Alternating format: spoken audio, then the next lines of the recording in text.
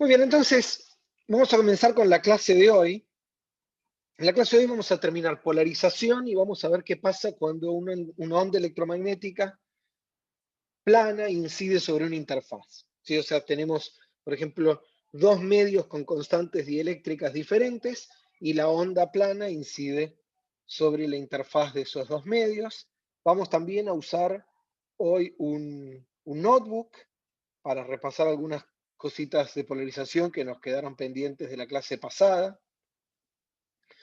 Pero comencemos con repasar entonces la idea básica de polarización. La clase pasada lo que habíamos hecho es, vamos a, perfecto. Entonces lo que habíamos hecho en la clase pasada era, nos habíamos convencido que el campo eléctrico en una onda plana tenía que ser en un medio dieléctrico lineal, isótropo y homogéneo, tenía que ser perpendicular al vector de onda. Habíamos descompuesto al campo eléctrico en dos componentes a lo largo de dos versores, E1 y E2, de forma tal que E1, E2 y el versor asociado al número de onda nos diera una terna de mano derecha. Y habíamos llegado a que las amplitudes reales de las dos componentes del campo, ¿sí? A lo largo de estos dos versores, que habíamos llamado A y B a la amplitud del campo y a phi la diferencia de fase entre las dos componentes de la polarización, digamos, del campo, cumplía esta ecuación. Y entonces yo les dije, bueno, vamos a ver qué forma puede dibujar el vector campo eléctrico en este plano. ¿Sí? Y yo ya les adelanté que esta ecuación es una forma cuadrática, con lo cual esta ecuación puede dibujar en principio círculos, elipses, es una ecuación de la cónica, ¿no? Hipérbolas o rectas, y no mucho más que eso, y vamos a ver qué soluciones son compatibles con las ecuaciones de Maxwell y las condiciones que escribimos para polarización en la clase pasada. Bueno, entonces, a ver, no sé si recuerdan cómo resolver este tipo de ecuaciones y saber qué tipo de curva me dibuja. Les recuerdo, lo que estamos viendo es entonces en el plano perpendicular al vector de onda acá, el vector de campo eléctrico, qué curva me dibuja en el tiempo, ¿sí? En un plano R fijo. Entonces, a ver, la forma de ver rápidamente qué figuras dibuja esta forma cuadrática es escribirla justamente como una forma cuadrática usando notación matricial. O sea, puedo escribir esto, fíjense que tengo dos términos cuadráticos, un término que es el producto de E1, E2 igual a una constante, entonces puedo escribir esto como el vector E1, E2 por el vector E1, E2 traspuesto por esta matriz, y es fácil verificar que E1 por esto, por E1 me da E1 cuadrado por 1 sobre A al cuadrado, el otro término me da E2 al cuadrado sobre B al cuadrado, los términos de la diagonal me van a dar dos veces E1, E2 por el coseno de phi sobre AB, y todo esto igual al seno cuadrado de tita. Sí, gracias, me parece que me falta un menos, probablemente acá o tal vez en los dos lugares, pero bueno. Igual ese menos no nos va a afectar nada de lo que vamos a hacer ahora, pero sí, falta, falta un menos. Muy bien, entonces, a ver, entonces esta matriz es simétrica, entonces lo que podemos hacer es simetrizarla, o sea, diagonalizarla, ¿sí? Para simetrizarla, podemos diagonalizarla, o sea, puedo escribir, hacer un cambio de fase y escribir esto, un cambio de fase, un cambio de base, y escribir esto como en otra base las amplitudes E1, E2 y E1, E2 primadas por la matriz diagonalizada, donde lo que me va a quedar en la diagonal van a ser los autovalores. Y si puedo hacer eso, fíjense que en la nueva base, que va a ser la que corresponde a los autovectores de esta matriz. En esa nueva base que está orientada con los ejes principales de la figura que dibuje esto, básicamente lo que me queda es lambda 1 por E1 al cuadrado más lambda 2 por E2 al cuadrado igual al seno cuadrado de phi. Entonces, lo que hay que hacer es, me alcanza, fíjense, para saber si esto me dibuja una hipérbola o curvas cerradas, elipses y círculos, solo me alcanza a saber qué signo tiene lambda 1 y lambda 2. ¿Sí? Por ejemplo, si lambda 1 y lambda 2 son los dos positivos, esto me va a dibujar en general elipses. ¿Sí? Porque se dan cuenta que tengo como, si lambda 1 es igual a lambda 2, esta es la ecuación del círculo. Muy bien, entonces me alcanza en realidad con conocer el signo del producto de estas dos cosas, y para eso solo tengo que ver el determinante, y acá no importa el menos, porque justamente como voy a tomar el determinante me va a dar lo mismo. Entonces, el producto de lambda 1 por lambda 2 es el determinante de esta matriz, que es igual al determinante de esta matriz. Así que podemos calcular el determinante, y el determinante me da 1 sobre a cuadrado b cuadrado por seno cuadrado de θ. Todo esto es positivo. Así que tengo lambda 1 y lambda 2 son positivos, y entonces lo que me dibuja esto son, como les decía, elipses, y en el caso en el cual tengo los mismos autovalores voy a tener círculos, y en el caso en el cual, ahora vamos a ver qué pasa si el seno de phi es 0, o sea, si phi es 0. ¿Estamos todos de acuerdo? O sea que esta ecuación que obtuvimos en la clase pasada puede dibujar círculos, puede dibujar elipses, o ahora vamos a ver, puede dibujar polarizaciones lineales. Así que lo que les acabo de mostrar, en base a lo que comenzamos la clase pasada, es que el vector campo eléctrico en un plano o posición constante en función del tiempo dibuja en ese plano necesariamente o líneas, o sea, polarización lineal, o círculos o elipses. Muy bien. Entonces vamos a ver, bueno, y ya que estamos, la elipse, ¿cómo va a estar orientada? Justamente los ejes principales de la elipse van a ser los autovectores de esta matriz que nunca calcule. ¿Sí? ¿Todos de acuerdo hasta acá?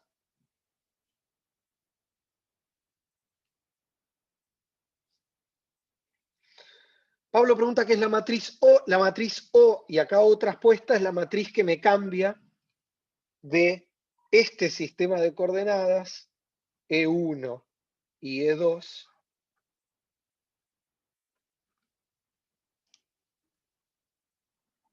a este sistema E1' y E2', donde la matriz me queda diagonalizada. ¿Sí? Es la matriz de cambio de base. Perfecto. Muy bien, entonces veamos casos particulares. Entonces empecemos por el caso en el cual seno de phi vale 0. Entonces, si el seno de phi vale 0, ¿sí? Fíjense lo que pasa acá. Acá tengo un 0, acá tengo un 1, ¿sí? O un menos 1, pero tomemos phi vale 0 si es más fácil. El coseno de phi vale 1. Entonces, acá me queda 1, y fíjense que me queda E2 sobre B al cuadrado más E1 sobre A al cuadrado menos el doble producto de lo que tengo acá. Puedo completar cuadrados y me queda E2 sobre B más E1 sobre A, todo al cuadrado, y si el caso en el cual el coseno de phi vale menos, perdón, acabo de hacer el caso en el cual acá tengo un más. Si el coseno de phi vale 1 y acá tengo un menos, la única diferencia es que me cambia esta relación. Entonces lo que me queda es E1 sobre A más menos E2 sobre B igual a 0, lo cual significa que, fíjense, E1 y E2 valen o lo mismo, bueno, salvo por el factor A sobre B, pero están los dos en fase, ¿sí? O en contrafase, así que lo que me dibuja es una línea, y el campo oscila generando básicamente una línea de este tipo, donde el ángulo que forma con el eje X depende de la amplitud de A y B. ¿Sí? Entonces, básicamente lo que tenemos cuando seno de φ es 0, tenemos polarización lineal. Lo cual está muy bien porque cuando el seno de φ vale 0, las dos componentes del campo de las cuales partimos están en fase o tienen solo un salto de fase en pi. Y entonces, si las dos componentes del campo están en fase, ustedes saben de óptica que tenemos polarización lineal. ¿Sí? ¿Todos de acuerdo hasta acá?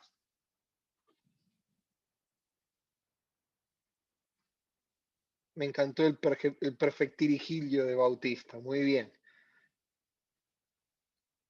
Sí, exactamente, Gabriel. El ángulo va como la tangente de A sobre B o B sobre A. Exactamente. Muy bien. Excelente. Bien. Entonces, veamos el caso ahora en el cual el coseno de φ vale 0.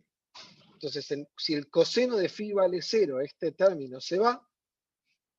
Acá tengo un 1, porque el seno de φ valdrá 1 o menos 1, pero al cuadrado me queda 1. Entonces, la ecuación que me queda es esta.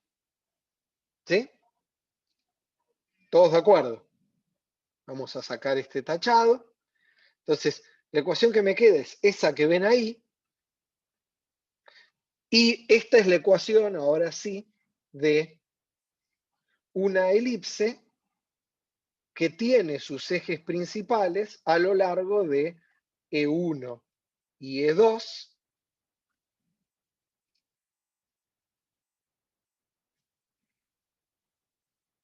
Lucas me dice, si el ángulo no tiene que ser sí o sí pi sobre 2. No, no necesariamente, Lucas. A ver, en el caso lineal, suponete que B vale 0. No, suponete que, a ver, suponete que B vale el doble que A. ¿Sí? Para hacer un caso, no hagamos los casos límites. Suponete que B vale el doble que A. Si B vale el doble que A, eso básicamente significa que en cualquier instante E2 es 2 veces más grande que E1. Entonces básicamente tenés un campo, la componente X del campo oscila con esta amplitud, la componente Y oscila con una amplitud que es la mitad. Cuando esto está en el 0, tengo el 0, podría correrlo, ¿no? ¿Para qué? Ahí está. Cuando están los dos y además están en fase, entonces cuando están los dos en el 0, están en el 0, cuando están los dos en el máximo, están acá, y lo que yo veo es una oscilación así que no tiene ángulo pi sobre 2. ¿Sí, Lucas? O sea, la polarización lineal puede... la fórmula del ángulo está relacionada con la razón entre B y A. El ángulo es el arco tangente de B sobre A. ¿Sí?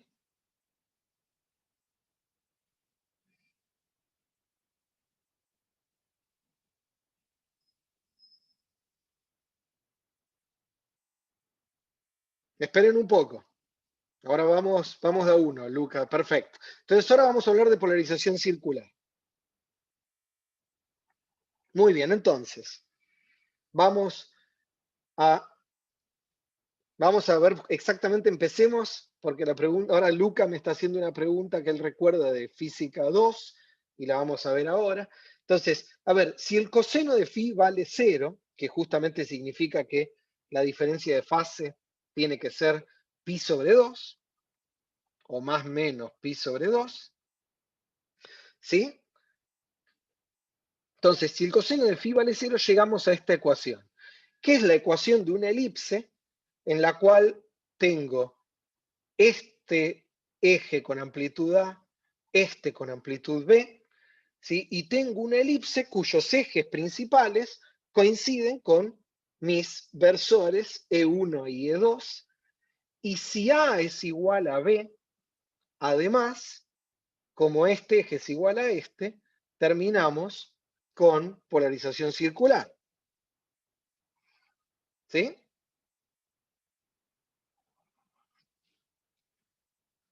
¿Todos de acuerdo? Y espero que esto haya respondido a la pregunta de Luca.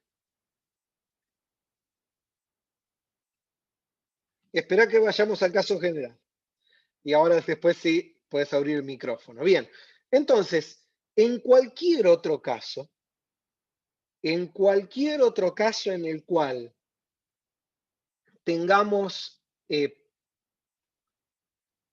cualquier otro valor de phi, o sea que el seno de phi no valga 0, el coseno de phi no valga 0 y b no sea igual a a, vamos a tener polarización elíptica. ¿Sí? Entonces ahora sí, Luca, te escucho. Hola Pablo, ¿qué tal? ¿Qué tal?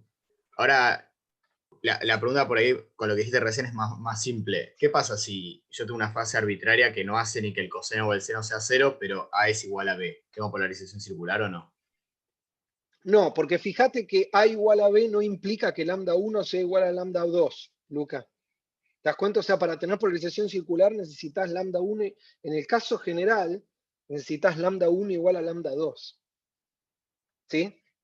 Así que la polarización circular corresponde al caso que les acabo de contar, que es coseno de phi igual a 0, o sea, un salto de fase de más menos pi sobre 2, y además las dos amplitudes iguales. En el caso en el cual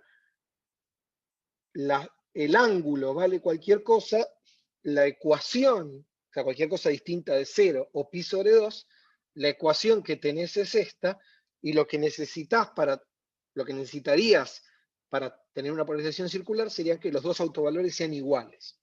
¿Sí? Y ahora vamos a ver, te voy a mostrar cómo hacer la cuenta. Excelente. Muy bien, entonces,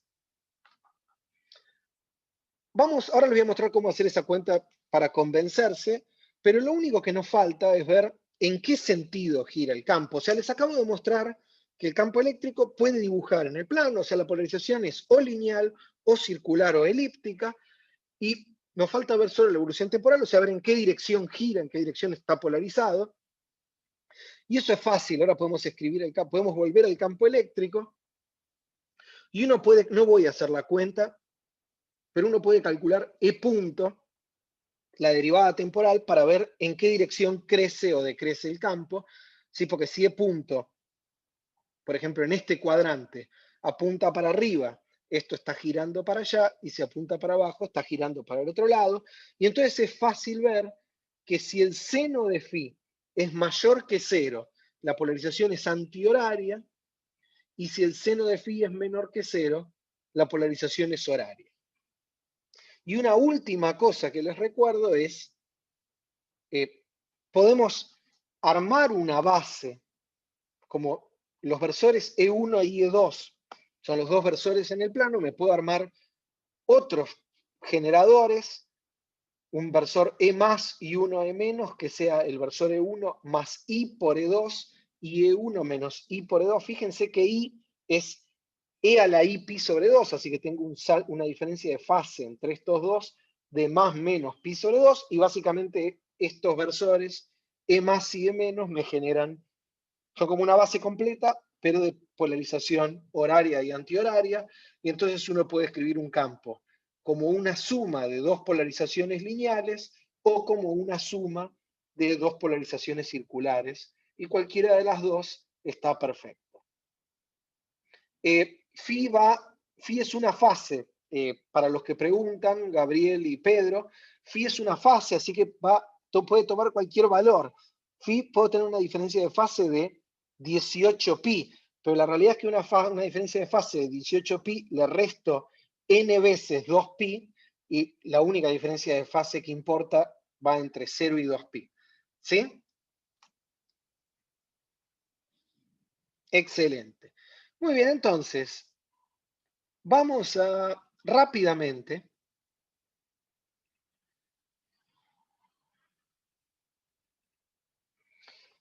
vamos a ver cómo calcular autovalores y autovectores. Vamos a usar esto que acabamos de ver como excusa para aprender a, a trabajar con matrices en forma simbólica, que es algo que les puede resultar muy útil para muchas cosas. Entonces, les voy a enseñar cómo usar SymPy para hacer algunas cosas útiles con matrices. Entonces, tenemos el encabezado usual que yo pongo en todos los notebooks para que puedan usar esto en Google Colab y también en sus computadoras si alguien tiene instalado Python. Bien, entonces fíjense, me voy a crear los símbolos reales A, B y Φ, y me voy a armar la matriz, que ya que estamos, les voy a poner el menos que me olvidé. Entonces me voy a armar la matriz. Fíjense, hay un comando que es matrix en SymPy, donde básicamente puedo declarar a M como una matriz que pasó. Vamos a reiniciar el kernel.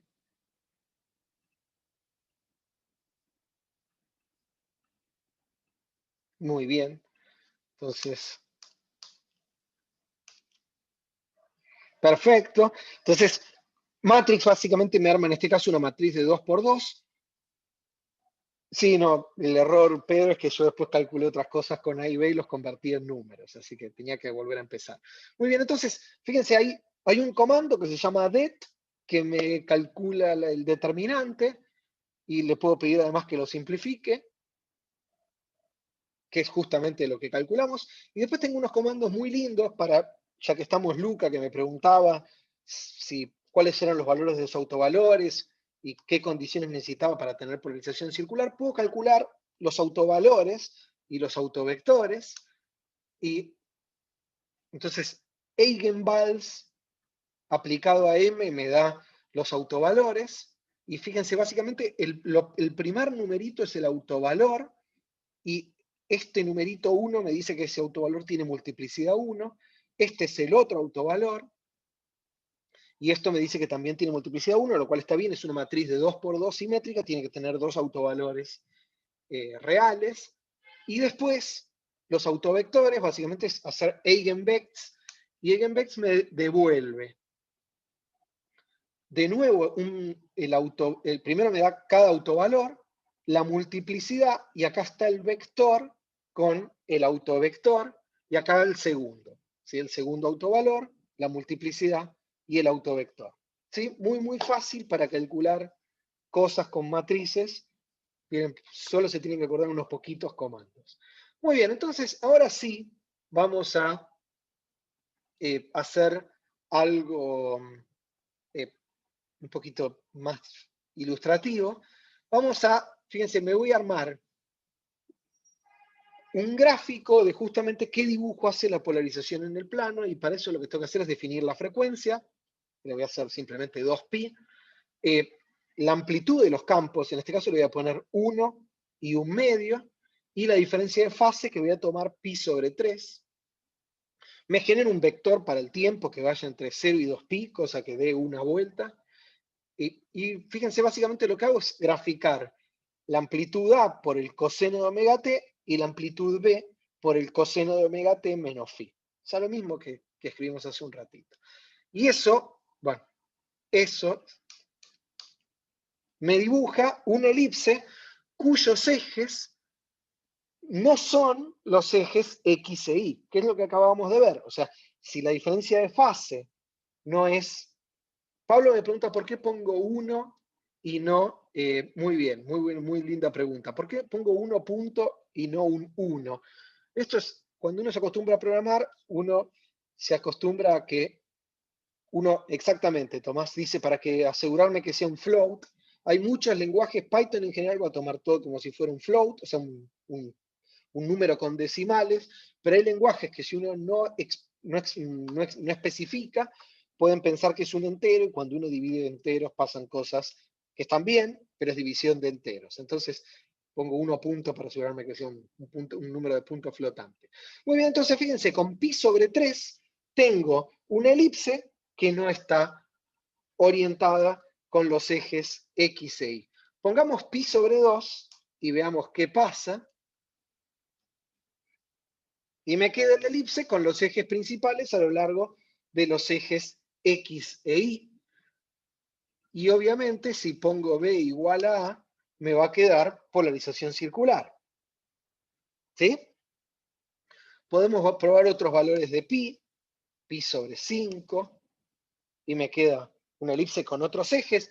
ustedes podrían fijarse que estos autovalores que calculé acá, estos autovectores, me dan exactamente en la dirección de los ejes principales de esta elipse. Y podemos probar el salto de fase igual a 0 y me queda polarización circular. Y alguien me preguntaba si no tenía que estar siempre en pi sobre 2 o en pi sobre 4, y la respuesta es no, y lo podemos ver fácil. Por ejemplo, hago que B sea A sobre 2, y ahí cambio la pendiente. Y si hago A sobre 10, cambio aún más. ¿Sí? Entonces, puedo tener polarización lineal con cualquier ángulo. ¿Todos de acuerdo? Buenísimo. Entonces, recuerden, lo que estamos viendo acá es, tengo la onda plana, en un plano, a tiempo fijo, estoy viendo qué dibujo me hace el vector campo eléctrico en función del tiempo. Y si me muevo en el tiempo, lo que voy a ver es el campo eléctrico oscilar a lo largo de esa línea. ¿Todos de acuerdo?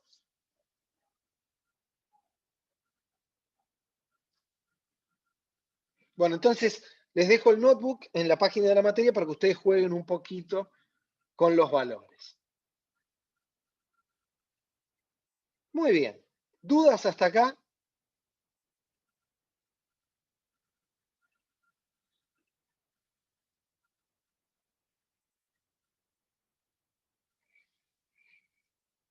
Muy bien. Paula dice que no por ahora. Tomás dice que no. ¿El resto? Bien, a ver.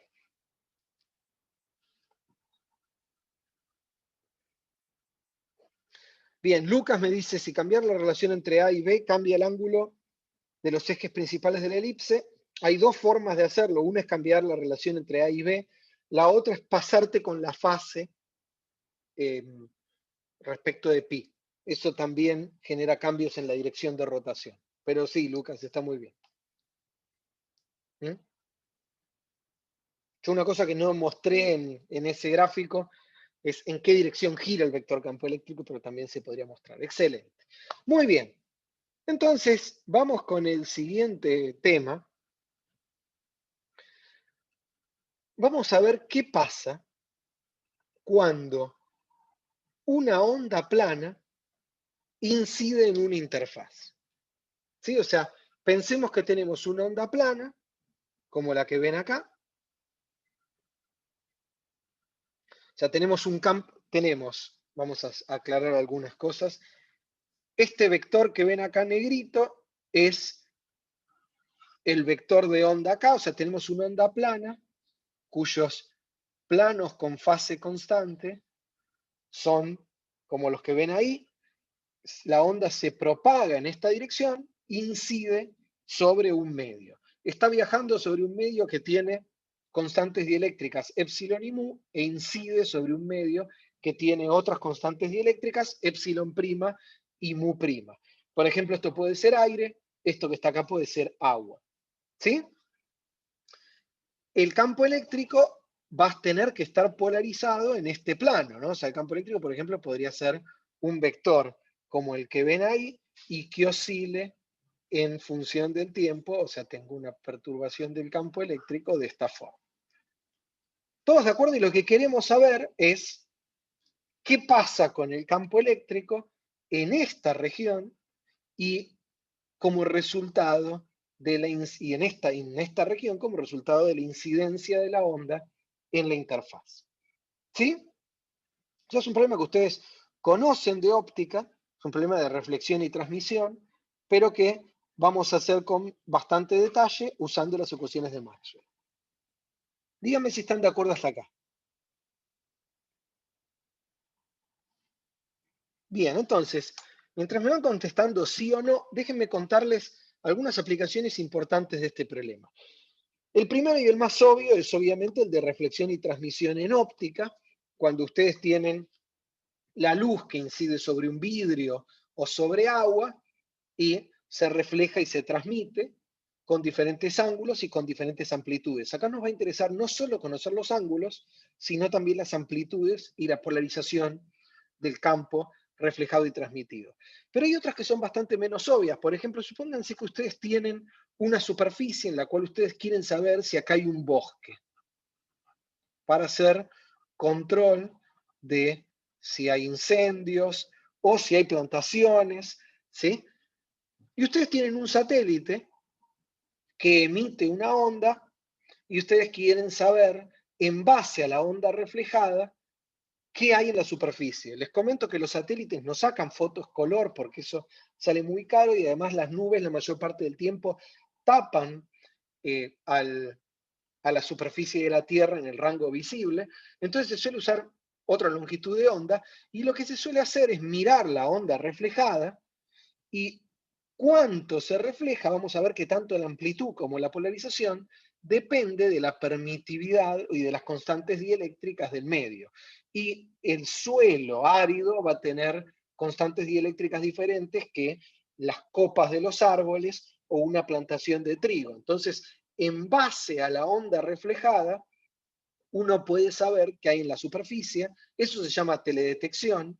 Así que este problema, que parece bastante sencillo, es realmente muy usado hoy para un montón de problemas, por ejemplo, a la hora de usar satélites para conocer propiedades de lo que hay en la superficie de la Tierra.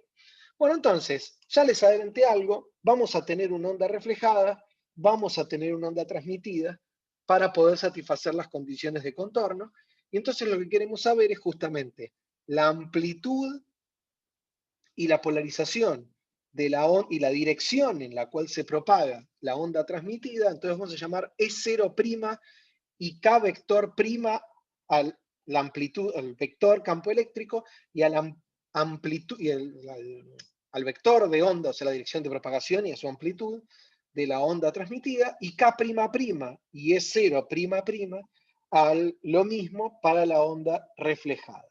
Gabriel me dice,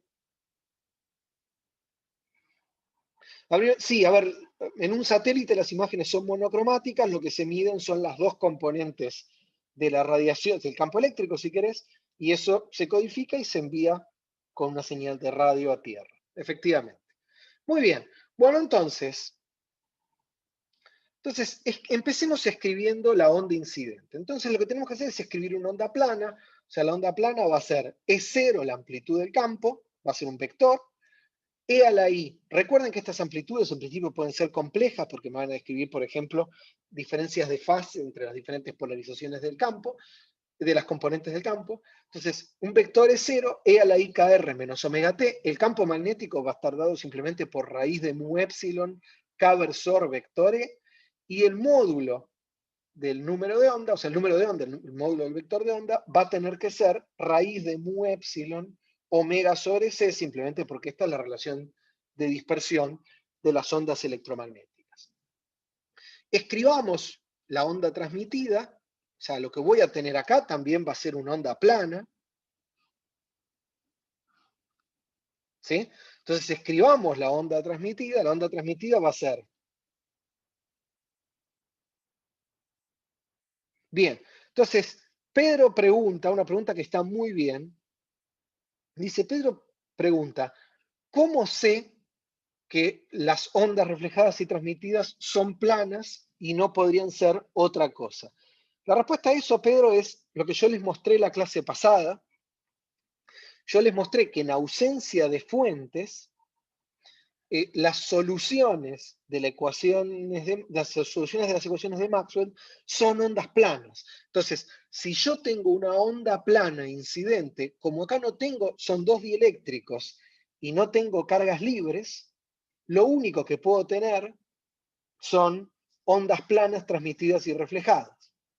¿Sí, Pedro? Porque las ecuaciones que tengo acá, a ver, pensalo así, en esta región y en esta región las ecuaciones que tengo son las ecuaciones de Maxwell sin fuentes. O sea, son las ecuaciones que escribí, ni bien empezamos con ondas, en esas regiones tengo estas ecuaciones. ¿Sí?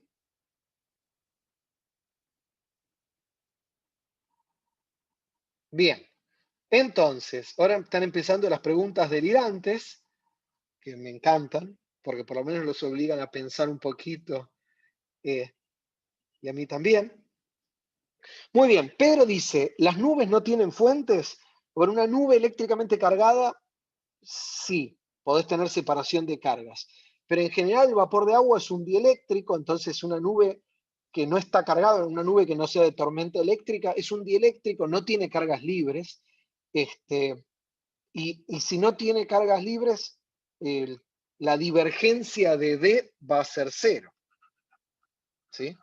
Porque recordá que la divergencia D es igual a 4pi ρ libre. Las cargas de polarización no afectan a D. Exactamente. Con eso contesté a Pedro. Después tengo una pregunta más delirante de Gabriel, que es, ¿y el campo magnético de la Tierra no afecta a esto? Y la respuesta es, el campo magnético de la Tierra, como vimos, es cuasi estacionario. O sea, evoluciona muy, muy lento en el tiempo. Entonces, tenés una separación de escalas enorme. Este es un fenómeno rápido de propagación de ondas que básicamente ve al campo magnético de la Tierra como un campo magnético independiente del tiempo. Las ecuaciones de Maxwell son lineales, así que vale el principio de superposición. Sumar un B uniforme no me cambia nada. Bien, Alejandro pregunta estas cosas, si los materiales son transparentes. Sí, a ver, estamos asumiendo que los materiales no absorben a la onda electromagnética, solo se polarizan, son dieléctricos. ¿Sí? O sea, para las longitudes de onda que estamos trabajando, la onda se propaga dentro del material sin atenuamiento. En la próxima clase vamos a ver qué pasa cuando tenemos atenuamiento. Bien, ¿todos de acuerdo? Excelente, entonces, lindas preguntas. A ver. Bien.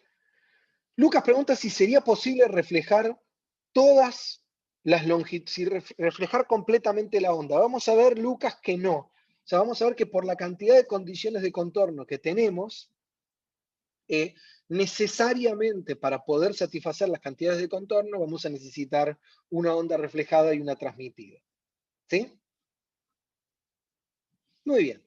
Entonces, escribamos la onda transmitida. ¿Sí?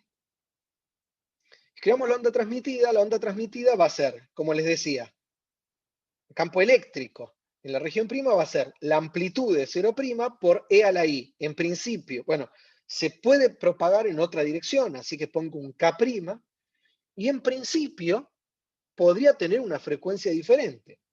Entonces pongamos un omega'. ¿Sí? Podría tener acá una onda con una frecuencia y que acá tenga una frecuencia más grande. Vamos a ver que no, pero hagamos el caso más general, y entonces podría tener un omega'. Y el campo magnético es simplemente la raíz de mu' epsilon', K versor prima, vector E'. Y podemos ahora escribir la onda reflejada, es todo igual con, entonces E'' es E0'', E a la I, K'', y sería muy loco, pero tal vez la onda reflejada también le cambia la frecuencia, así que pongámosle una frecuencia prima', y el campo magnético todo prima. ¿Todos de acuerdo? Entonces, ¿cuáles son las incógnitas que tenemos?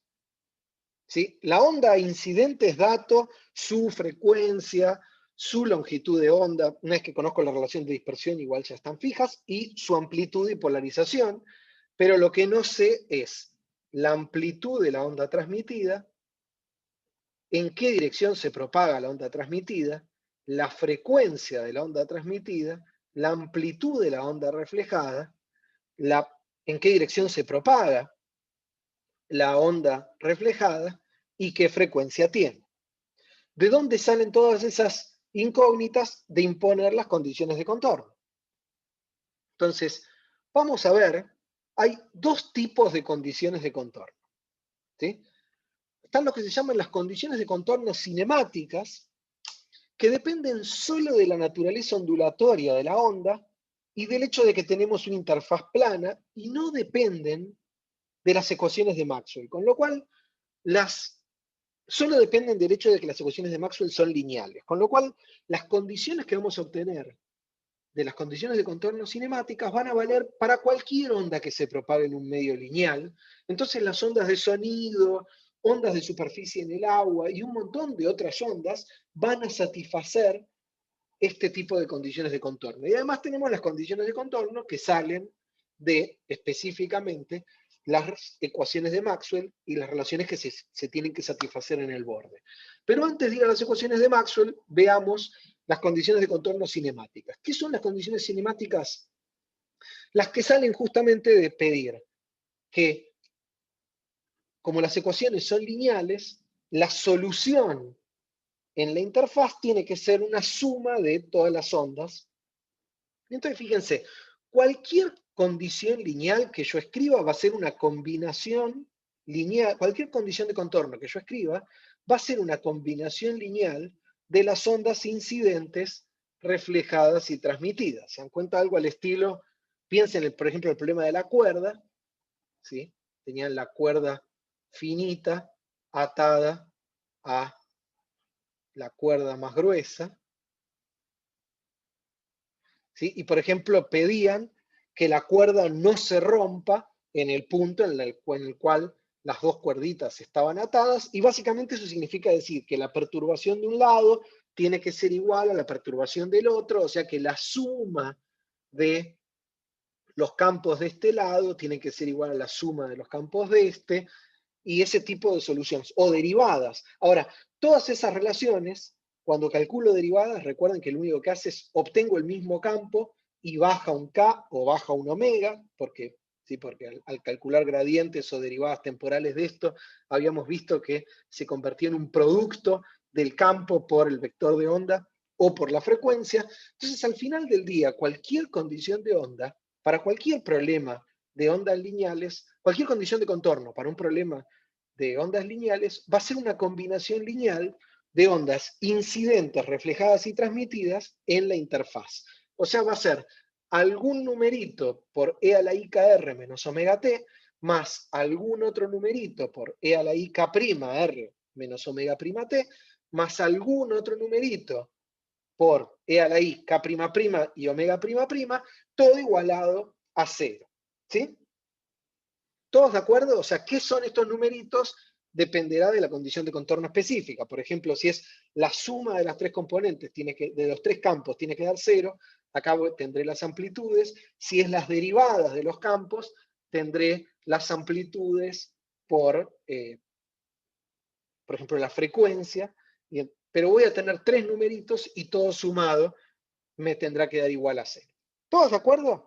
O sea, lo único que yo estoy diciendo es cualquier condición de contorno va a requerir igualar suma de estos tres campos o sumas de las derivadas igual a 0 en el borde, y entonces voy a tener ecuaciones de este tipo. Díganme si están de acuerdo o no. Pedro está de acuerdo, Andrés dice que no me siguió del todo.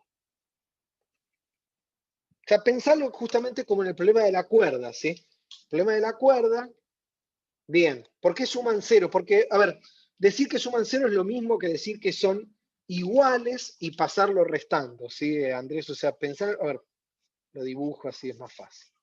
Entonces, pensemos en el problema de la cuerda.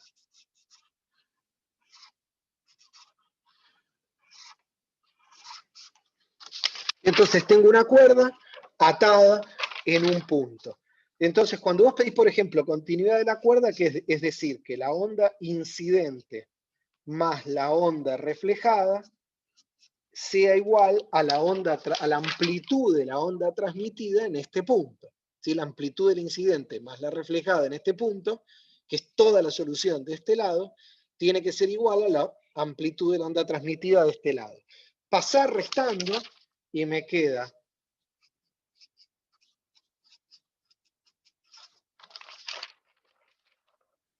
una superposición lineal igual a 0. ¿Te das cuenta, Andrés? Entonces, pedir una superposición lineal igual a 0 es lo mismo que pedir que satisfagan alguna igualdad de algún tipo. Muy bien. Bautista pregunta en circuitos. Está relacionado con esto, pero pero ondas sensibles, sí, a ver, tenés casos en los cuales, tenés casos de impedancia, de conexión en circuitos, en los cuales efectivamente la onda electromagnética, cuando incide sobre una interfaz, tenés una onda reflejada y una transmitida. Sí, son todos problemas equivalentes. Muy bien, ¿todos de acuerdo? Sí, Pablo, ese ejemplo sirve, por ejemplo, para las amplitudes. Sí, muy bien. Bueno, entonces, si están todos de acuerdo hasta acá, entonces ahora veamos, ahora fíjense, y antes de seguir quiero ser muy claro en esto. Este tipo de condiciones de contorno, o sea, que la condición de contorno se escriba como una suma de numeritos por los campos, solo depende de la linealidad del problema. Entonces, como les decía hace un rato, si por ejemplo tengo ondas de sonido en lugar de ondas electromagnéticas, las cosas que vamos a derivar a partir de que esto se tiene que cumplir, también va a valer. Muy bien. Entonces, a ver, empecemos viendo esta condición y pensando un poco qué significa. Entonces, fíjense, a ver, para cualquier punto, pensemos ahora que este es el plano en el cual incide la onda. Para cualquier punto en el plano fijo, esto se tiene que satisfacer para todo tiempo. ¿Sí? O sea, un numerito por e a la i kr menos omega t, piénsenlo como un coseno de kr menos omega t, más otro numerito por un coseno con otra frecuencia, más otro numerito con un coseno con otra frecuencia, tiene que sumar 0. Entonces, parémonos en un R fijo. Si me paro en un R fijo, esto es una fase, esto es una fase, esto es una fase, esto es una fase, ¿sí? Y tengo un numerito por un coseno de omega t, más un numerito por otro coseno de omega prima t, más otro numerito por un coseno de omega prima t, todo esto tiene que sumar 0 todo el tiempo. La única forma que tres cosenos oscilando con diferentes frecuencias me dé 0 para todo tiempo es que las tres frecuencias sean iguales. Si no, esto no puede pasar nunca, ¿se dan cuenta? Porque todo este numerito es independiente del tiempo, todo esto también. No puedo conseguir que tres cosenos que oscilan con diferentes frecuencias se anulen para todo tiempo, así que las tres frecuencias tienen que ser iguales. O sea que cuando una onda incide sobre un medio lineal, la onda reflejada y la transmitida tienen que tener la misma frecuencia que la onda incidente. ¿Todos de acuerdo?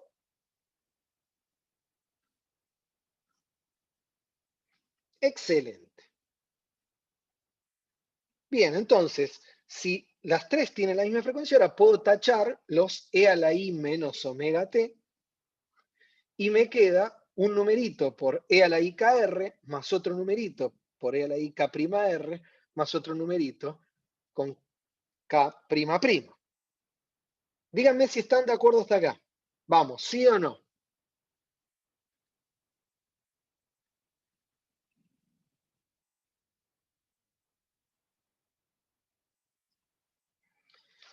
Muy bien. Entonces, sigamos viendo la interfaz. A ver, Gabriel tiene una pregunta.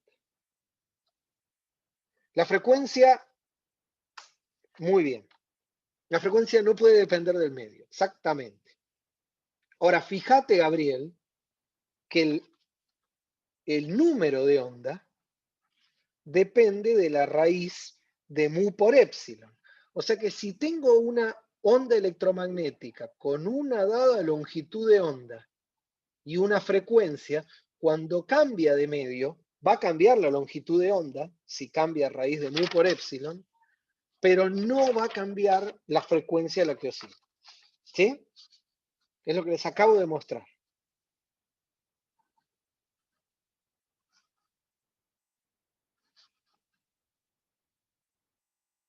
Lo acabamos de ver. ¿O tenés un problema con la cuenta? Excelente. Muy bien. Muy bien, entonces, ahora miremos esta ecuación. Lo estás digiriendo, está perfecto. Bien. Entonces, ahora, miremos esta ecuación, medio lineal isótropo y homogéneo. Entonces, ahora, miremos esta ecuación. Esta ecuación tiene que valer para cualquier punto R en la interfaz. ¿Sí? Entonces, tengo mi interfaz para cualquier punto R. tiene que satisfacerse. Entonces, si la suma de estos tres términos tiene que dar 0 acá, y si me corro para otro R', tiene que seguir dando 0. ¿Sí? Pero eso pasa lo mismo, de nuevo, esto es un coseno. Si yo ahora pienso en la parte real, tengo un coseno de K por R. Entonces, si ahora yo me muevo, si estos tres tienen frecuencia diferente, o vector de onda diferente, se deja de cumplir la igualdad. O sea que K escalar R tiene que ser igual a K' escalar R y tiene que ser igual a K' escalar R, donde R está en el plano. O sea, esto solo vale en la interfaz. Lo cual significa que las componentes... A ver, Paula tiene una pregunta. Bien, entonces, a ver, Paula, fíjate. Partimos de esta ecuación como la dependencia temporal es la misma para las tres ondas, la incidente, la reflejada y la transmitida, la dependencia temporal se fue. Ahora tenemos nuestra interfaz. ¿Sí? Voy a doblar la hoja así es más fácil. Tenemos nuestra interfaz. Para cualquier punto en esta interfaz, esta condición de contorno que se volvió esta, se tiene que satisfacer. ¿Sí? Pero, o sea, la suma de las tres ondas tiene que valer 0 acá, pero también tiene que valer 0 acá, o tiene que valer 0 acá. ¿Sí? Eso significa que, entonces, párate en este punto. Vamos a ponerle una cruz. Párate en este punto. Y la condición de contorno se cumple. Con lo cual tengo un numerito por coseno de KR más otro numerito por coseno de K'R más otro numerito coseno de K'R. Todo eso me da 0. Yo ahora me corro a este punto. Acá tiene que la suma tiene que dar 0, pero el R cambió. Y tengo el R dentro de un coseno más un I seno, que son exactamente. Entonces ahí Paula se dio cuenta, la única forma de que esto se cumpla para todo punto es que esto, o sea, la fase del coseno tiene que ser igual. O sea, K escalar R tiene que ser igual a K escalar R y tiene que ser igual a K' escalar R. Pero, excelente, Paula, muy, muy bien. Excelente, Paula. Bueno, entonces, ahora, fíjense que esto es solo en el plano. O sea que es solo para las componentes, o sea, el vector R en el plano es X y 0, ¿no? Porque estoy solo en el plano de la interfaz. Lo cual significa que el vector, esto que está acá, esto es la proyección del vector de onda solo en el plano 2D. Entonces, si yo le escribo a cada uno de los vectores, K, K' y K', como la componente en el plano XY más la componente Z, Z versor, lo que se sigue de acá es que la componente en el plano XY tiene que ser la misma para la onda incidente, la onda reflejada y la onda transmitida. ¿Se dan cuenta? O sea, yo tengo mi onda incidente, tengo mi onda transmitida, tienen que tener la misma componente, el vector de onda, tiene que tener la misma proyección en el plano de la interfaz para la onda incidente, la reflejada y la transmitida. Y acá se sigue automáticamente que la onda que incide, la reflejada y la transmitida tienen que estar en el mismo plano, porque todos tienen la misma proyección en el plano XY. ¿Se dan cuenta? Si incide una onda así, la onda reflejada sale en el mismo plano y la transmitida en el mismo plano. No puedo tener un rebote con chanfle, o sea, no puedo tener una onda electromagnética que viene así, vamos a hacerlo de frente a ustedes, no puedo tener una onda que viene así y sale para allá. La onda viene así, la reflejada sale hacia ustedes y la transmitida abajo también. ¿Sí? O sea, los tres vectores de onda son coplanares. Entonces, podemos simplificar un poco las cosas. Puedo tomar Z versor y X en esta dirección y quedarme solo con un plano, porque total, toda la reflexión y la transmisión ocurre en un único plano. Entonces, elijo X versor en la dirección en la que apunta KXY y entonces me queda esto que ven acá. Ahora lo di vuelta, ¿no? O sea, fíjense, comparado con esto, lo di vuelta, entonces ahora la onda viene desde abajo y Z apunta para arriba. Entonces tengo la onda incidente, la onda reflejada, la onda transmitida, todo en el plano XY. ¿Todos de acuerdo hasta acá?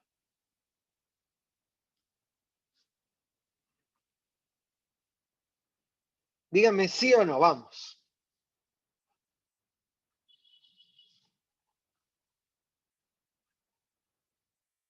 Muy bien.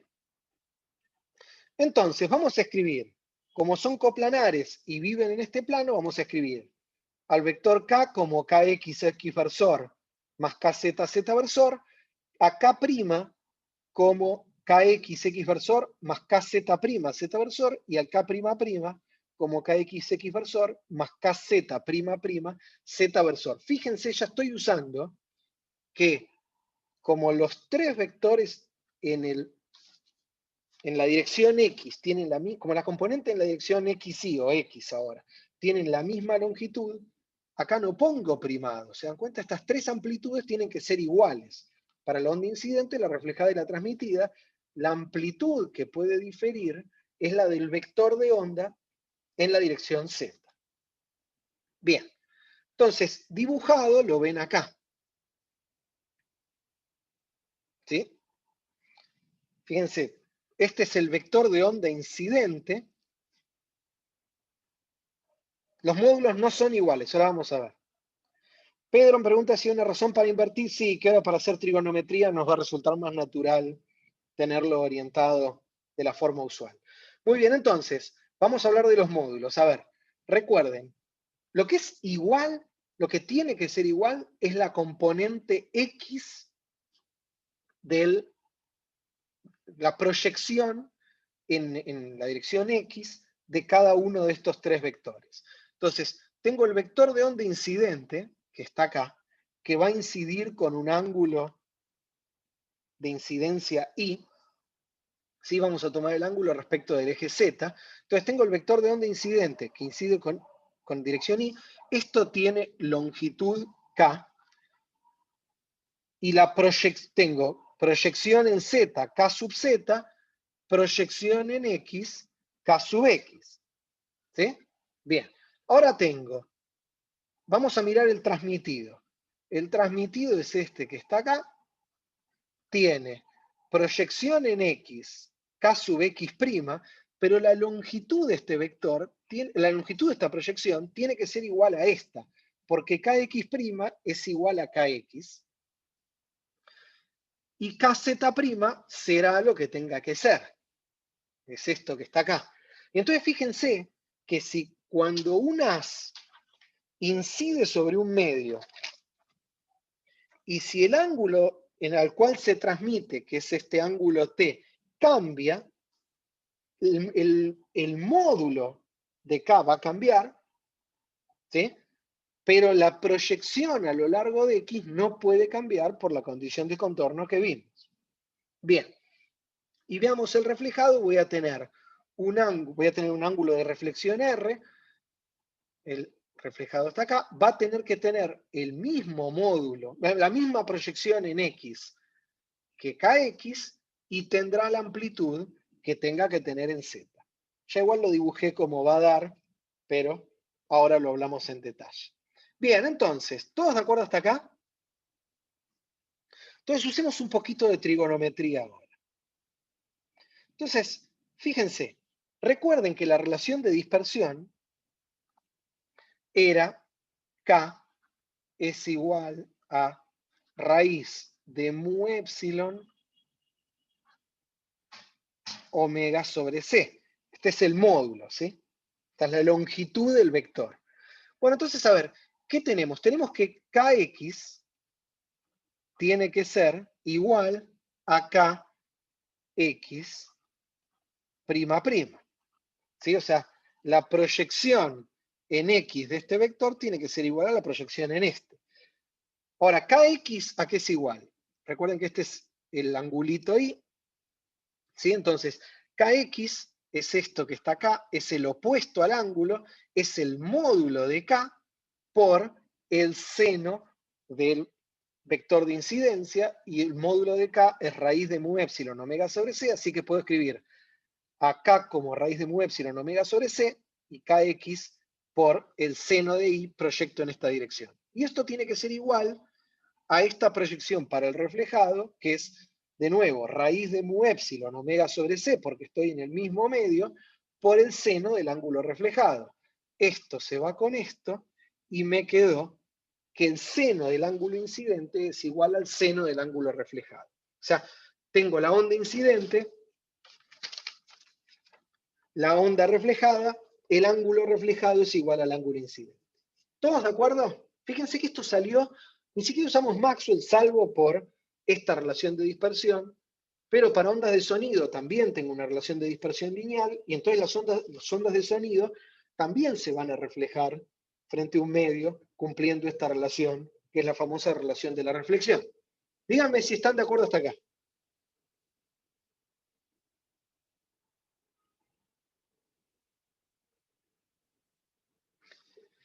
Bien, hagamos lo mismo ahora para la onda transmitida. Entonces ahora lo que tiene que pasar es que esta proyección tiene que ser igual a esta. Bien, y acá tengo de nuevo, o sea, K por X tiene que ser igual a KX', y ahora tengo de nuevo, KX es esto que está acá por el seno del ángulo incidente, ¿sí? Y KX' es esto que, K' es esto que está acá, que es lo mismo que está acá, pero con mu y épsilon primado, omega sobre C, omega ya nos convencimos que es la misma en los dos lados del medio, y ahora por el seno del transmitido, y fíjense, raíz de mu por épsilon era el índice de refracción del medio, omega sobre C se va, nos quedó la ley de Snell. O sea que el índice de refracción del primer medio por el seno del ángulo incidente es igual al índice de refracción del segundo medio por el seno del ángulo transmitido. Esto va a valer entonces con otros coeficientes acá, que dependerá de la relación de dispersión del tipo de onda, para la mayoría de las ondas que tengan propagándose en una interfaz en un medio lineal. Pero fíjense que entonces que estas relaciones, la de reflexión y la ley de Snell, tienen validez muy, muy amplia para ondas que pueden ser transversales, pueden ser longitudinales en medios lineales. ¿Todos de acuerdo hasta acá?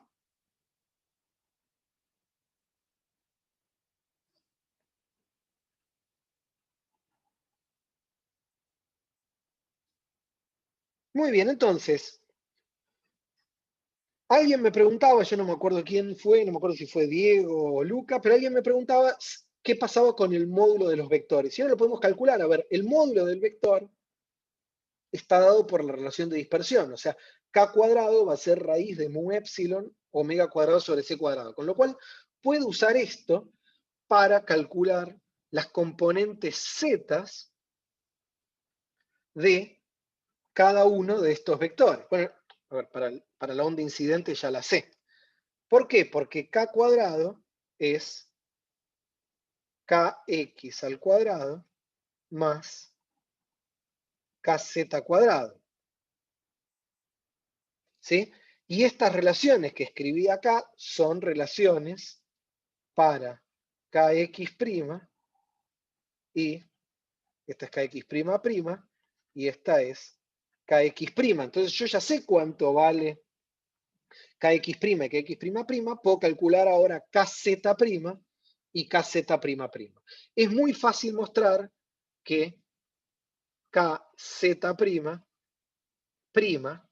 o sea, el reflejado, es igual a KZ, justamente porque el módulo de K es igual para el reflejado y el incidente, y tengo el mismo ángulo de incidencia y de reflexión, y KZ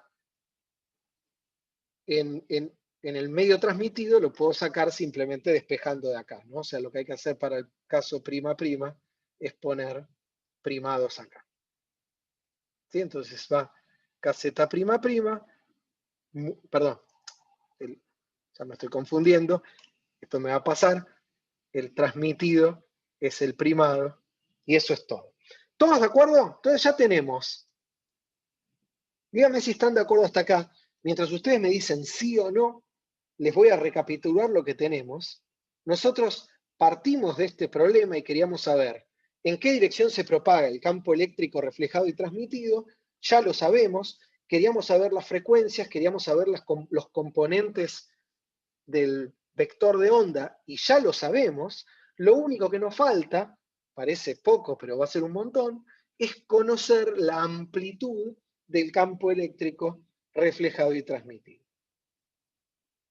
Bien, y ahora sí, para eso vamos a tener que usar las ecuaciones de Maxwell, mientras vi que en el chat todos parecen estar más o menos de acuerdo. Entonces, a ver, para obtener las amplitudes, sí tenemos que usar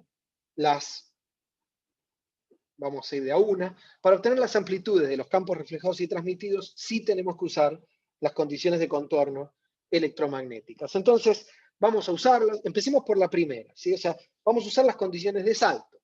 ¿Sí? Entonces, recuerden, el salto del vector desplazamiento eléctrico es igual a 4pi, o sea, esto es D2 menos D1 es D en el medio 2 menos D en el medio 1, la componente normal.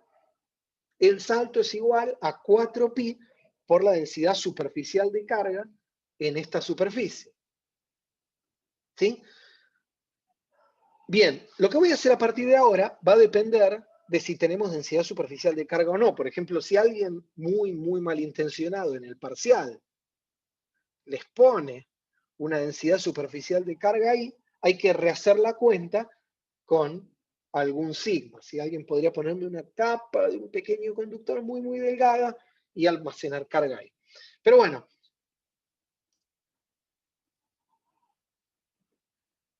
Lamento. Es preferible prevenir que curar, Gabriel. Bueno, entonces, a ver, en el caso que estamos haciendo, no hay densidad superficial de carga, así que la componente normal del desplazamiento eléctrico tiene que ser 0. Y entonces esto es fácil, fíjense, es muy fácil. No sé, lo que tiene que pasar es que, ¿qué tengo en el medio 2? Vamos a limpiar un poquito esto porque lo vamos a usar bastante. En el medio 2 tengo un único campo, que es el transmitido, así que me queda D en el medio 2 es D', y D' es epsilon' por E0', menos, y en el medio 1 tengo el campo incidente más el reflejado, entonces tengo epsilon por E0 más E0', todo esto escalar n, o sea, la diferencia entre estos dos en la superficie, componente normal, tiene que ser 0. ¿Todos de acuerdo? Díganme sí o no. Vamos, rápido. Un solo sí. Ahí va. Excelente. Bueno, entonces hagamos la otra condición de contorno, la voy a hacer más rápido. La componente transversal del campo no puede tener salto, campo eléctrico, entonces acá no va a haber épsilons. Me queda n vector. Lo único que tengo arriba es E0', menos E0 más E0'', porque de este lado tengo el incidente y el reflejado. Y todo eso tiene que ser igual a 0. Y ahora vamos con las magnéticas, que las voy a hacer más rápido. Entonces, la componente normal del campo magnético, perdón, del flujo magnético tiene que ser 0. Entonces, uso que B es raíz de mu epsilon K versor vector E. Entonces, ¿qué me queda de este lado? De este lado tengo raíz de mu prima epsilon prima, K prima versor, producto vectorial, E0 prima. ¿Sí? Raíz de mu prima epsilon prima, K prima versor, E0', menos, y en la parte de abajo tengo raíz de mu epsilon, K versor, vector E0, más K prima versor, vector E0''. O sea, el transmitido el incidente más el reflejado, todo escalar n. Y la última condición de contorno es que la componente transversal del campo magnético, H, tiene que ser 0. Entonces, n vector, y recuerden que H es B sobre mu, entonces me queda lo mismo que acá, pero como tengo que dividir por mu, cada vez que tengo un raíz de mu por epsilon, o mu prima sobre epsilon prima, divido por mu y me queda epsilon prima sobre raíz de mu, y acá me queda raíz de epsilon sobre mu. ¿Todos de acuerdo?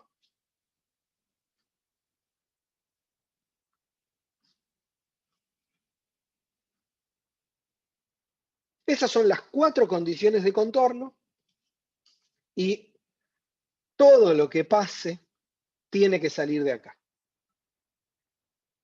O sea, las amplitudes de los campos reflejados y transmitidos tienen que salir de aquí. Bueno, y entonces, creo que Luca me había preguntado al principio si podíamos no tener una onda reflejada. Vamos a ver que, acá adentro vuelven a estar las leyes de Snell y de reflexión, porque fíjense, para los que tenían dudas, para los que les haya quedado alguna duda de estas condiciones de contorno cinemáticas que yo planteé, fíjense que efectivamente me quedan cosas al estilo, numeritos por los campos, todos sumados, iguales a 0. ¿Sí? Entonces, efectivamente, cada una de estas ecuaciones son la suma de los campos por numeritos en la interfaz igual a 0, como esto que escribimos acá.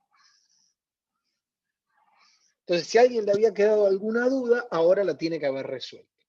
La otra cosa es, fíjense que cada una de estas cosas va a tener un e a la i kr menos omega t, pero ya les demostré que todos estos exponenciales se cancelan en la superficie, así que no los vamos a escribir, vamos a mirar solo la amplitud de los campos.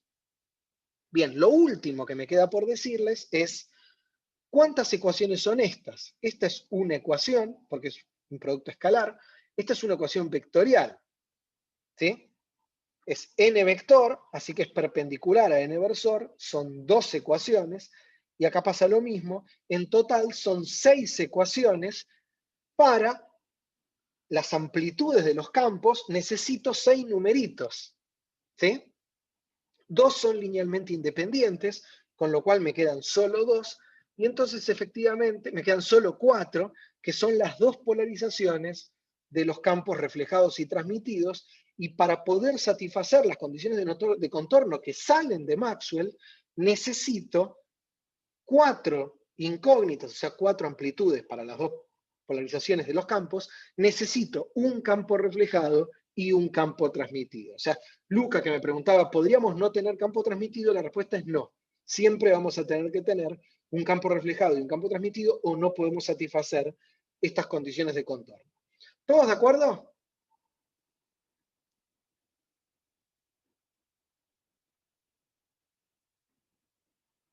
Vamos, no sean tímidos.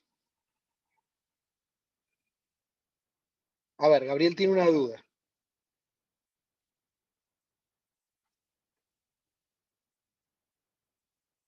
Desarrolle.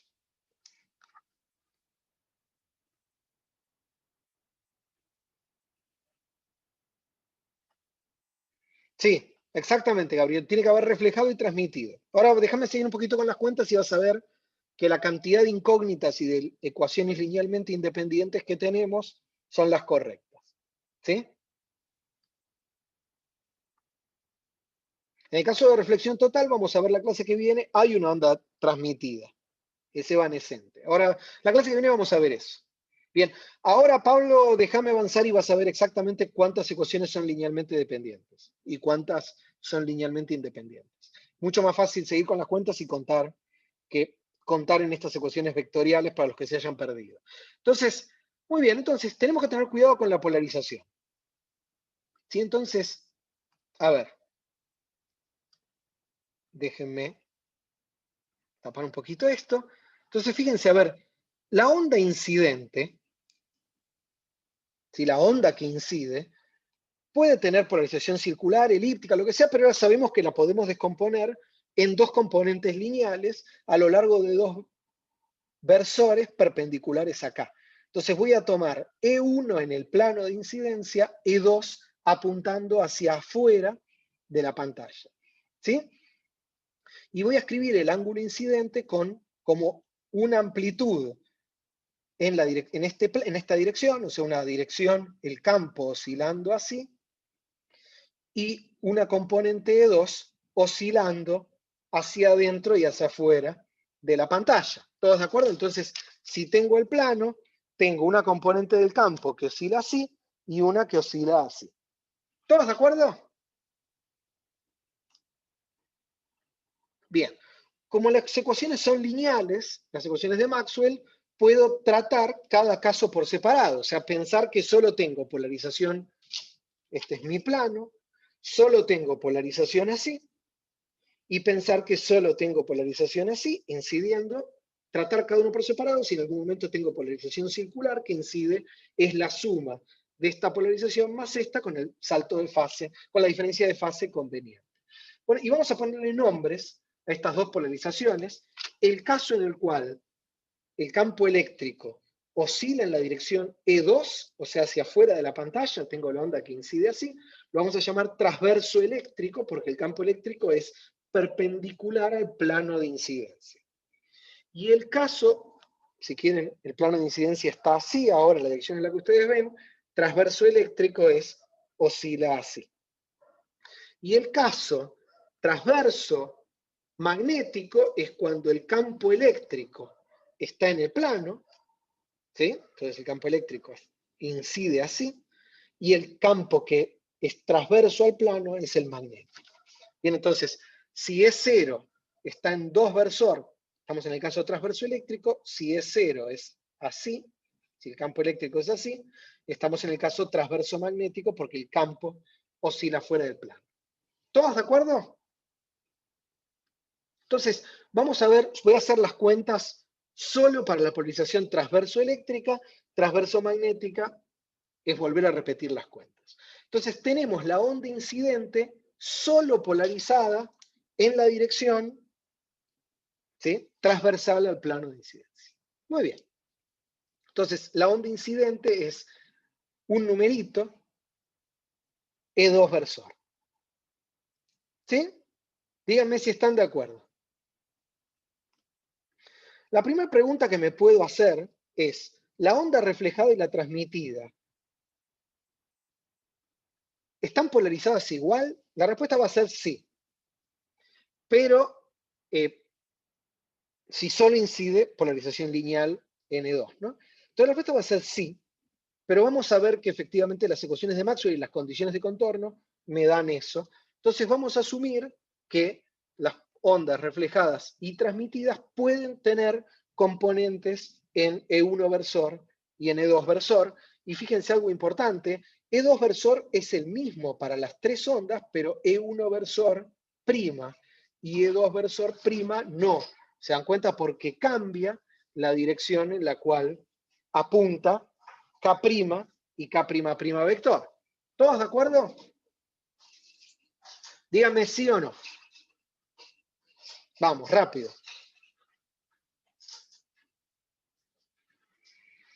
Muy bien, entonces ahora tenemos que hacer un poco de trigonometría y lo voy a hacer rápido. Tenemos que escribir estas ecuaciones para esta descomposición de las polarizaciones de los campos. Entonces, a ver, lo voy a hacer solo para dos ecuaciones y el resto se los digo porque es aburrido hoy. Bien, entonces, a ver, empecemos por algo básico. Fíjense, n versor está en esta dirección, ¿sí? Es la normal a la superficie. Entonces, E2 versor, escalar n es 0. Así que cuando vengo a esta ecuación,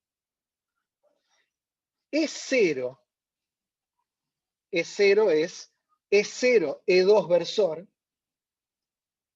E2 versor escalar n me da 0 y este término se va a ir. Con lo cual, lo único que me queda es epsilon prima E0 prima y acá tengo que venir de nuevo. Las componentes en E2 versor se van a ir, solo me quedan las proyecciones de E1' versor, escalar n, y E2' versor, escalar n. Bien, ahora vamos a mirar esto. E1' versor, escalar n, ¿sí? Tengo que proyectar esto en esta dirección. Este ángulo que está acá es T, y este ángulo que está acá es el complementario de T. Con lo cual, E1 escalar n versor va como el coseno de este ángulo, es exactamente igual al coseno, que es el seno de este ángulo porque son los complementarios. Entonces, esta primera ecuación me queda, donde tengo E0' escalar n, me queda un seno de T, y acá el E0'' escalar n, me va a quedar un seno de R. Entonces me queda epsilon prima E1', seno de T, menos epsilon E1', seno de R. Y todo eso igual a 0. ¿Sí? Entonces esta ecuación que está acá se volvió esta ecuación de acá. ¿Todos de acuerdo? O sea, todos se dan cuenta, lo único que hice fue convertir el producto escalar en un coseno del ángulo y reescribí el coseno del ángulo como el seno del ángulo complementario, que son T y R. Díganme si están de acuerdo. Voy a tratar, ahí está todo junto. ¿Sí? Entonces, esto que está acá se volvió esto. Bien, parecen estar todos de acuerdo. Vamos con esta ecuación. ¿Sí? Esta ecuación que está acá, entonces, vamos a verla acá. Esta ecuación, entonces fíjense, ahora tengo las dos polarizaciones. Tengo n producto vectorial, E0' menos la suma, ¿sí? Y ahora puedo separar las dos polarizaciones, o sea, n producto vectorial, toda la componente en E2 versor, ¿sí? Que me queda justamente E2' menos E0 más E2'', todo en E2 versor, más n versor, producto vectorial, estos dos muchachos restados en E1' versor, E1'' versor. ¿Sí?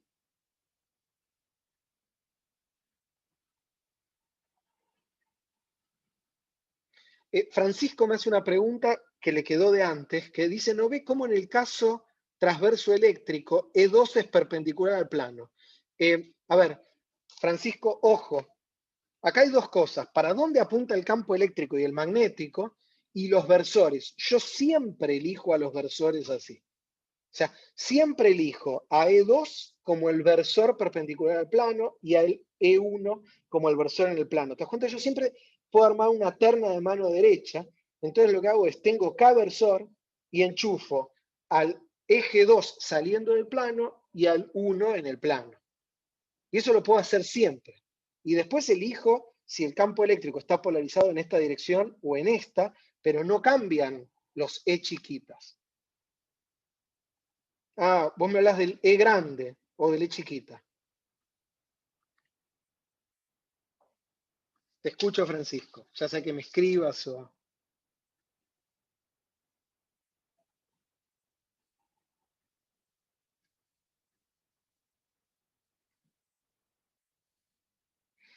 Si el campo eléctrico apunta en E2, entonces no es paralelo al plano, es perpendicular. Esta es la superficie. Este es el plano en el cual tengo la onda incidente. Vamos a ver, necesito algo rígido. Entonces, esta es la superficie. Este es K vector, vamos a hacerlo así. ¿Sí? El campo oscila así. Y este es el plano de incidencia, así que oscila transversal al campo. ¿Sí? ¿Estamos? El campo oscila transversal al plano de incidencia.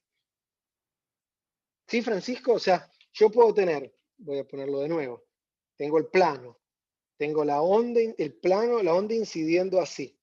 Tengo esta polarización o esta. ¿Sí? El plano de incidencia es el plano XZ. Plano de incidencia es XZ. Sí, ahí está. Bien, entonces resolvimos ese problema. Excelente. Entonces, todos de acuerdo con esto. O sea, separo, tengo esta ecuación con el producto vectorial, tengo esto para la polarización E2 chiquita, ¿no? Entonces, esto para la polarización E2 más N producto vectorial con las polarizaciones E1 y la onda incidente no tiene polarización E1. ¿Todos de acuerdo? Díganme sí o no. Excelente. Entonces, ahora fíjense, N producto vectorial E2, ¿sí? E2 está fuera del plano, N producto vectorial E2 vuelve a estar adentro del plano. O sea que estos términos, este primer término, es un vector que está en el plano. Esto, por otro lado, es el producto vectorial de todos los versores y vectores que están en el plano, porque n vector está en el plano y E1' y E1'' están en el plano. Así que este producto vectorial está fuera del plano, así que estos dos términos son perpendiculares, así que tienen que dar 0 por separado. Así que me queda que esto tiene que dar 0, o sea, E2' menos E0 más E2'' tiene que dar 0, y esto que está acá tiene que dar 0. Y ahora voy a hacer esto una sola vez. Fíjense, tengo el producto vectorial de N, producto vectorial con E1'. Y entonces vamos a ver esto. Tengo N, producto vectorial con E1', va como el seno de este ángulo. Y escrito en términos de t, es el complementario, va como el coseno de t. Entonces me queda E1' por n producto vectorial E1', el coseno de t. ¿Sí? Ahora tengo que hacer E1'' con n versor, me queda el coseno de R, porque el producto vectorial, el módulo va como el seno del complementario de R, entonces va como el coseno de R. Y acá hay que tener cuidado con los productos vectoriales, le tengo que poner signo, y entonces cuando hago E1, producto vectorial con N, tengo que girar así, y voy hacia adentro. Cuando hago E1'', producto vectorial con N, tengo que girar para el otro lado, le pongo un menos. Y entonces el menos con el menos se hace más y me queda todo sumando. ¿Todos de acuerdo con cómo convertí esto en una ecuación escalar? Díganme sí o no.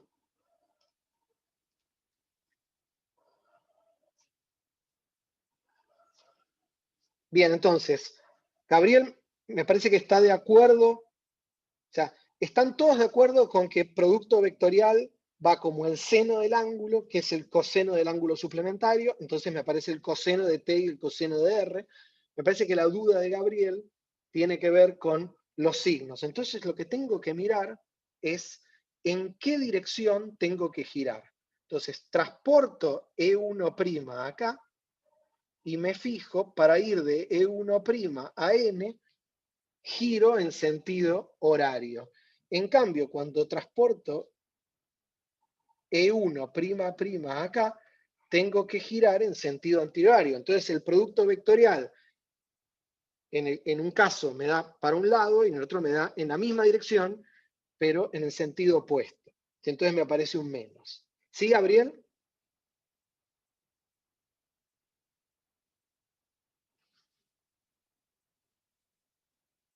El que no le gusta esto puede hacer todas las cuentas a mano, pero esto es mucho más fácil. Bien, entonces, Gabriel me pregunta en cuál aparece el menos. No importa, Gabriel, porque están todos sumando a 0. Entonces, lo único que me importa es que a los que giran para un lado les pongo un más y a los que giran para el lado contrario les pongo un menos. ¿Sí? Lo único que importa es que sea consistente. Exactamente. Muy bien. Ahí Gabriel se dio cuenta. O sea, hay una fase, hay un -1 multiplicando global a todo que lo puedo tirar. Muy bien. Entonces, ¿están todos de acuerdo? Díganme sí o no. Así puedo avanzar con las siguientes dos ecuaciones. Muy bien, entonces fíjense, tenemos, a ver, lo que nos quedaron son dos ecuaciones lineales para los coeficientes E1' y E1'', que son los coeficientes de la polarización en el plano. ¿Sí? ¿Qué ecuaciones son? Nos quedó esta ecuación que está acá. Vamos a usar otro color porque...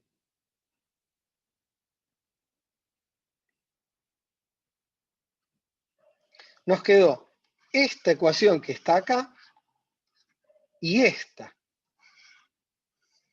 Pero son dos ecuaciones homogéneas, o sea, E1' por un numerito más E1'' por un numerito, con dos numeritos distintos, ¿sí? Son linealmente independientes y son igualadas a 0. La única solución a estas dos ecuaciones es que E1' y E1'' sean iguales a 0.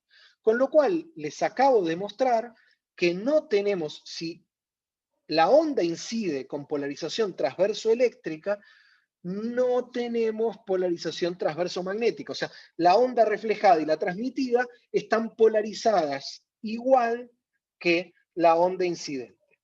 ¿Sí? En el caso, o sea, incide transverso-eléctrico, se refleja transverso-eléctrico y se transmite transverso-eléctrico. Así que la onda reflejada y transmitida solo tiene polarización en la dirección E2 versor, o sea, saliendo de la pantalla. ¿Todos de acuerdo?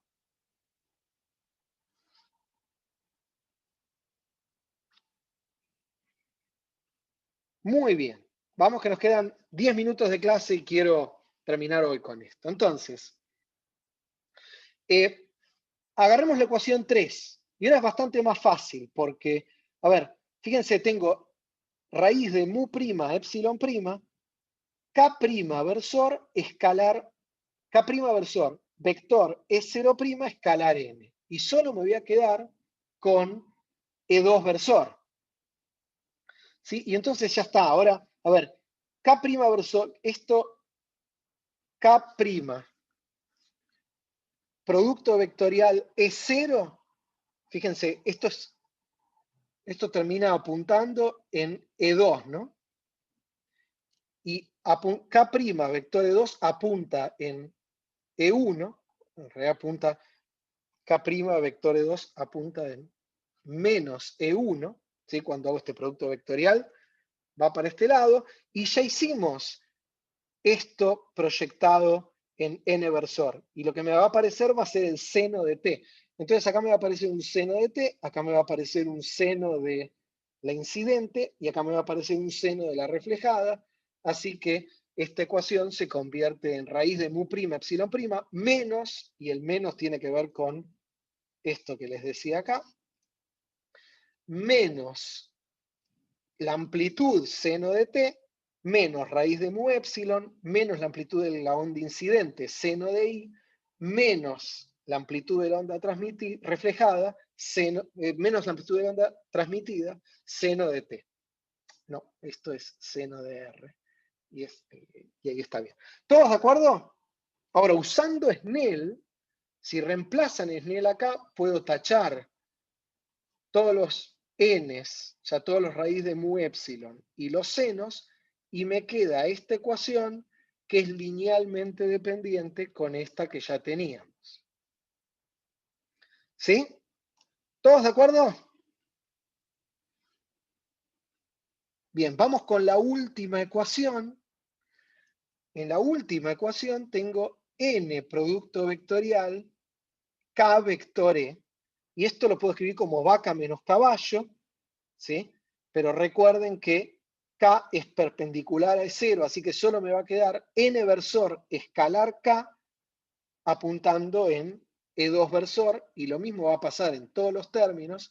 Entonces la cuarta ecuación me queda raíz de epsilon sobre mu la amplitud del campo, E2 versor, N versor escalar K' versor, y lo mismo con las demás componentes. Y ahora vuelvo a usar que el N escalar K' lo escribo como el coseno del ángulo, y me queda esta ecuación que está acá, me queda así. Y entonces me quedó esta ecuación y esta ecuación, y me quedan estas dos ecuaciones que son linealmente independientes para la amplitud de la onda reflejada y transmitida transverso eléctrico. ¿Sí? Entonces ahora le puedo contestar a Pablo, que me preguntaba cuántas ecuaciones independientes tengo de las condiciones de contorno. 2 para la amplitud transverso eléctrico, 2 para la transverso magnético. Son 4 ecuaciones para las 2 polarizaciones de la onda reflejada y las 2 de la onda transmitida. ¿Sí? ¿Todos de acuerdo hasta acá? Bien, entonces, estas dos ecuaciones tienen solución única, uno lo puede verificar, no son homogéneas, podemos ver que tienen una solución única viendo que el determinante es distinto de cero. Son dos ecuaciones lineales, son aburridas para despejar, pero uno despeja. O sea, la incógnita es acá. ¿Cuáles son las incógnitas? E0 es dato, es la amplitud de la onda incidente transverso eléctrica. Entonces las incógnitas son E2', la amplitud de la onda transmitida, y E2'', la amplitud de la onda reflejada, porque el coseno de la onda incidente y el coseno de la onda transmitida ya lo sabemos. Entonces uno despeja y uno obtiene estos coeficientes que están acá, la amplitud de la onda reflejada y de la onda transmitida, que se pueden reescribir usando que n es la raíz de mu por epsilon, se pueden escribir como lo que ven acá.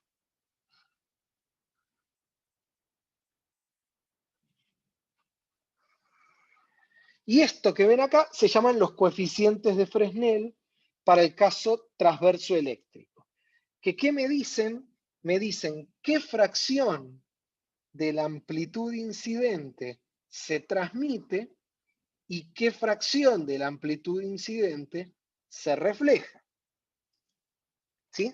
O sea, dado el ángulo de incidencia, fíjense que además aproveché y usé la ley de Snell para sacarme de encima el coseno de la onda transmitida y escribirlo en términos de a un numerito menos el cuadrado del seno al cuadrado del ángulo incidente. ¿Sí? Entonces, fíjense que en términos del ángulo de incidencia, tengo la fracción de onda reflejada, la fracción de onda transmitida y la fracción de onda reflejada. ¿Sí? ¿Todos de acuerdo? Bueno, entonces, fíjense algo importante que tiene que ver con lo que les decía al principio de la clase. Fíjense que cuánto se refleja y cuánto se transmite depende de propiedades dieléctricas del medio, o sea, de cuánto vale n, de cuánto vale n', de cuánto vale mu y de cuánto vale mu'. Entonces, si tengo una onda electromagnética que incide sobre un bosque, ¿cuánta de la onda electromagnética se va a reflejar? No es lo mismo si tengo un suelo árido que si tengo un bosque, y no es lo mismo si la luz incide sobre agua que sobre vidrio. ¿Todos de acuerdo? Bien, si volvemos a hacer la cuenta, obtenemos los coeficientes de Fresnel en el caso transverso magnético. ¿Sí? Vamos a volver a hacer toda la cuenta y obtenemos la amplitud de la onda reflejada y la amplitud de la onda transmitida en el caso transverso magnético. Bueno, entonces, para terminar con la clase de hoy, en la mayoría de los problemas ópticos, los materiales ópticos suelen no ser materiales magnéticos, con lo cual la permitividad magnética del medio es 1 o muy cercana a 1, entonces podemos considerar que mu es casi igual a mu'. Fíjense que en ese caso estos numeritos se van, y los coeficientes de Fresnel dependen solo del índice de refracción de los dos medios y obviamente del ángulo de incidencia. Y la otra cosa importante es ver que si esto que está acá, fíjense, acá tengo una raíz de una resta, ¿sí? Que aparece en un montón aparece en todos los coeficientes.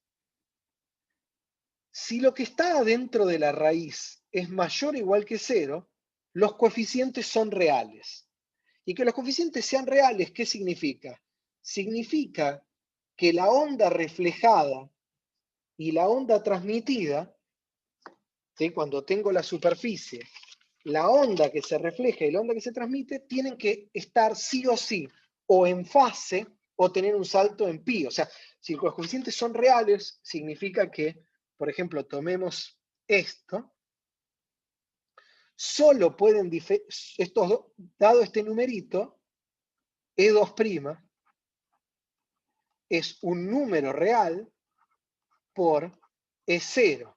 Si alfa es positivo, tienen la misma fase. Si alfa es negativo, están en contrafase. Ahora, acá tengo un coseno de I y el ángulo de incidencia va entre 0 y pi sobre 2.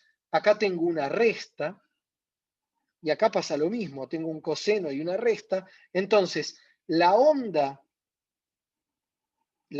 transmitida, siempre que esto se cumpla, va a estar en fase con la onda incidente y la onda reflejada puede estar en fase o solo puede saltar en pi. O sea, solo puede tener menos la amplitud, una fracción de menos la amplitud de la onda incidente. ¿Todos de acuerdo hasta acá?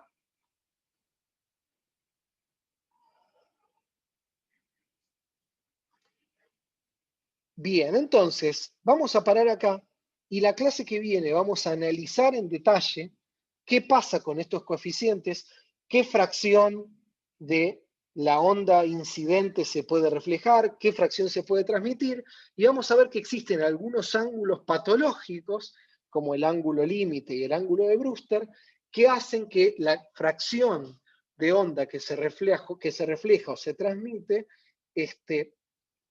cambien en formas muy, muy particulares. Si eso lo vamos a ver la clase que viene, yo me voy a quedar un ratito contestando algunas preguntas. Para los que se desconecten, paramos acá, nos vemos la próxima clase y los saludo a todos.